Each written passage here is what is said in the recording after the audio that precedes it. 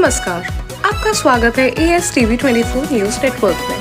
हम लाते हैं तेज, सटीक और निष्पक्ष समाचार हिंदी, इंग्लिश और बंगाली भाषा में। देश से लेकर दुनिया तक की हर बड़ी खबर अब इंडोफ्लेक्स व अन्य प्लेटफॉर्म पर लाइव।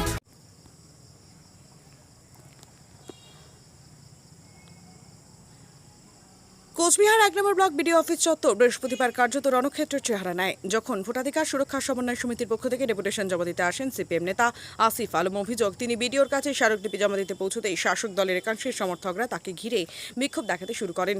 পরিস্থিতি দ্রুত উত্তপ্ত হয়ে ওঠে এবং পুলিশের উপস্থিতিতে তীব্র বাগবিতণ্ডার সৃষ্টি হয়।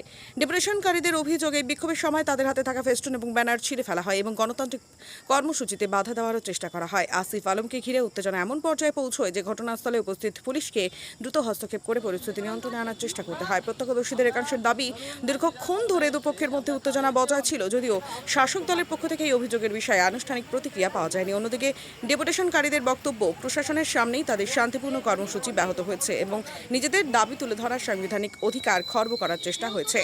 ঘটনার জেরে বিডিও অফিস চত্বরে ব্যাপক চাঞ্চল্যের সৃষ্টি হয়। শেষ পর্যন্ত পুলিশ পরিস্থিতি নিয়ন্ত্রণে আনলেও ঘটনাকে কেন্দ্র করে রাজনৈতিক মহলে নতুন করে বিতর্ক শুরু হয়েছে। অভিযোগ ও পাল্টা অভিযোগে সরগরম হয়ে উঠছে কোচবিহারের রাজনৈতিক পরিবেশ।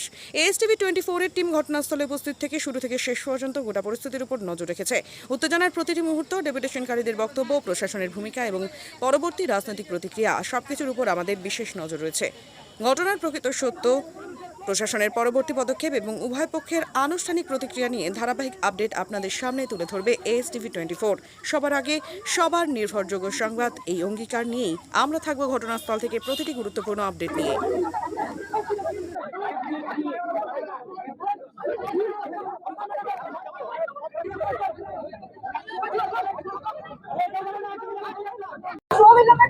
বিচার শেষ করে ভোটাধিকার দিতে হবে।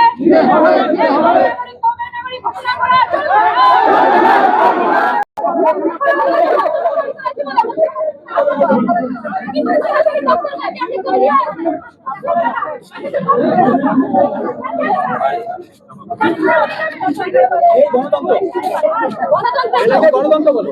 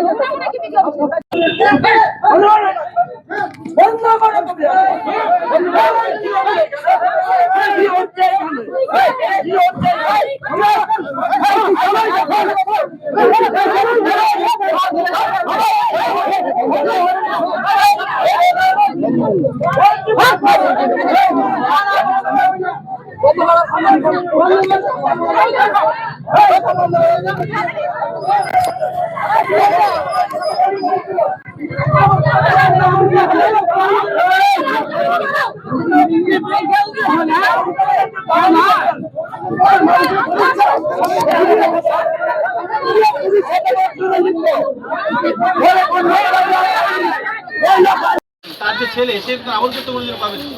2004-এর পরে যে নিয়ম করেছে যে বাবা মা দুজনকেই নাগরিকত্ব, এবং আমরা তো জানি সমস্ত ক্ষেত্রে সকল মানে ক্ষেত্রেই আর কি বহু মানুষের নাম বাড়ছে। আপনাদের পুলিশে অনেক নাম বাড়ছে। আমরা ADM এর সঙ্গে কথা বলেছিলাম, ADM এর সঙ্গে কথা বলেছিলাম, ADM কি বলে ডেপুটেশন করা যাবে। আমরা তো এটা সরকার ফেলে তার কথা বলছি না, তো এটা ডেপুটেশন এবং এইটা করেই তো দিতে রাইট টু লাইফ। একটা অন্যায় হচ্ছে, প্রতিবাদ করার যদি অধিকার না থাকে, কে জীবন রেখে আমার কিছু লাভ, সেটা মরতেও রাখে। একটা প্রতিবাদহীন সভ্যতা করতে চান, সেটা হয় প্রতিবাদহীন একটা সমাজ। কি হবে এই সমাজে? যে ডেমোক্রেসি চলছে আমাদের এই রাজ্যে, এর বিরুদ্ধে সকলকে প্রতিবাদে নামতে হবে। আজকে লক্ষ লক্ষ মানুষের ভোটাধিকার কেড়ে নিয়েছে। আপনারা দেখেছেন যে 27 লক্ষ নাগরিক যাদের সমস্ত বৈধতা থাকা সত্ত্বেও তারা এবার ভোট দিতে পারে নাই। তাদেরকে আজকে অ্যাডজুডিকেশনের পর তাদেরকে ডিলিট করে দেওয়া হয়েছে, ডিলিটের আফটার যে অ্যাডজুডিকেশন। তাহলে এর বিরুদ্ধে আমাদের আন্দোলন চলছে, আজকে সারা রাজ্য জুড়ে আন্দোলন চলছে, সমস্ত বিডিও অফিসে বিক্ষোভ চলছে। আজকে এই কোচবিহার 1 নং ব্লকে আমরা এসেছি ডেপুটেশন দেওয়ার জন্য। আমরা গতকালকে জানিয়েছি, আমরা এর আগে 25 তারিখে জানিয়েছিলাম, চূড়ান্ত অসহযোগিতা করছে এবং আজকে আমরা আগাম পুলিশকে জানানো, বিডিওকে জানানো সমস্ত করে এসেছি। কিন্তু আমরা দেখলাম এখানে একটা মব, তারা এসে আমাদের ব্যানার ছিঁড়ে দিচ্ছে। আমরা বলতে চাই, আজকেও যে আনন্দবাজার পত্রিকা আছে আপনারা দেখবেন, সে হচ্ছে পদত্যাগ করেছে এবং নির্বাচন কমিশন সূত্রে দাবি এই ট্রাইব্যুনালে নিষ্পত্তি হতে 25 বছর সময় লাগবে। আজকে 25 বছর ধরে এই মানুষগুলোকে এভাবে চলতে হবে। আমরা বলতে চাই, যে মানুষগুলো আজকে এতদিনে, কারো বয়স হচ্ছে 75, কারো 80, সে কি অত বছর বাঁচবে? আর ধরুন আজকে প্রতি 1 বছর, 1.5 বছর, 2 বছর অন্তর অন্তর ভোট হচ্ছে, তাহলে সেই ভোটে কি এই মানুষগুলো অংশ নিতে পারবে না? তাহলে ঠিক যেরকম ভাবে বিচারপতি টি.এস. শিবজ্ঞানম তিনি পদত্যাগ করার সময় বলেছেন যে কলকাতায় 1 লক্ষ ভোটারের নাম ঠিক করতে, নিষ্পত্তি করতে সময় লাগবে 4 থেকে 5 বছর, এই 27 লক্ষ লোকের নাম ঠিক করতে 100 বছরের বেশি সময় লাগবে। বাস্তবে কিন্তু তারই পথধ্বনি আমরা দেখতে পাচ্ছি।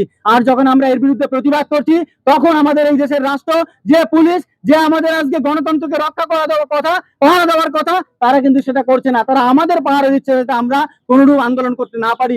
আমাদের দেশের সংবিধান যে 19-এর 1-এর যে ক ধারা, right to freedom of speech and expression কথা বলেছে, আজকে সেটা চূড়ান্তভাবে লঙ্ঘিত হচ্ছে।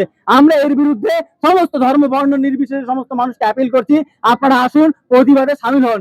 আর এই যে এইভাবে নাগরিকদের যে হয়রানি হচ্ছে, এর বিরুদ্ধে আমাদের আজকে ডেপুটেশনের দাবিগুলো আপনাদের কাছে বলতে চাই। সেটা হচ্ছে যে কোন একটা টেকনিক্যাল কারণে তার বাদ গেছে।